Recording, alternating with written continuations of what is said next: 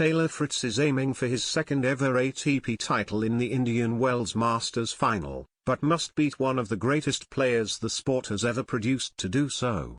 The American comes up against Rafael Nadal, who has been in imperious form at the start of this season and boasts an impeccable record of 20 wins and 0 defeats so far in 2022. Beating the Spaniard in any case is always a tall order, but even more so when he is in this sort of form.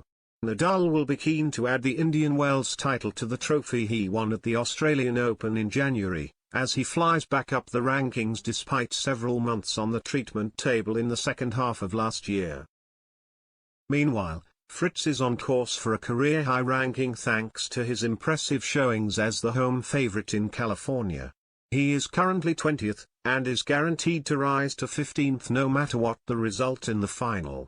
If he wins, he will go 2 places higher and start to breathe down the necks of the top 10. It has been a long road for the 24-year-old, who has a lot to live up to considering his career is following in the footsteps of his mother and father. While they are obviously influences on his tennis dreams, Fritz has also revealed in the past that Roger Federer is also something of an idol. "My parents have obviously had the biggest influence on me. Both of them were pro players," he once said in an interview with Forbes. "My mum, Kathy May, got as high as number 8 in the world. So there was a lot of knowledge there to help mold me into the player I am today. When I was young, I looked up to tennis players like Pete Sampras, Federer, and Juan Martín del Potro. They all inspired me to play in a style similar to theirs. I played a lot of other sports growing up too. Soccer was always one of my other favorites, so Cristiano Ronaldo was also a big icon for me." He will need to channel the sort of performance that Federer himself has to put in when facing Nadal in a final to taste success against the Spaniard. Fritz will also want to have a better time than he did the last time these two played against each other in a final. They met in the 2020 final in Acapulco, the only time they have ever faced one another. Despite the American's best attempts, Nadal came out on top with a fairly routine 6-3, 6-3 victory, highlighting the gulf in ability and experience between them at the time.